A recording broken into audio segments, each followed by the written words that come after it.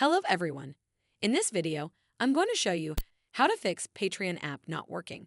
So first of all, let's talk about the easiest and often the most effective fix. Head over to Google Play Store and tap on this magnifier icon at the bottom. Then search for the app name in the search bar at the top. Once the app shows up, tap on the update option if it's available to make sure you're running the latest version of the app.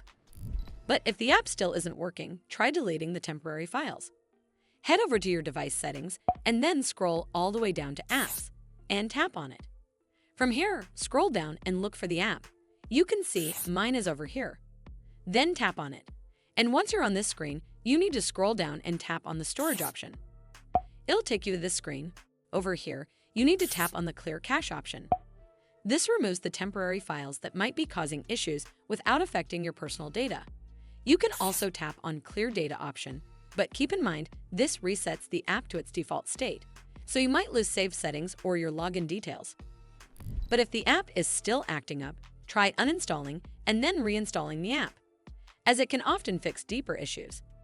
Simply head over to this app page and tap Uninstall at the bottom, and then tap OK to confirm. Once it's uninstalled, simply head back to the Play Store app to install it back on your device.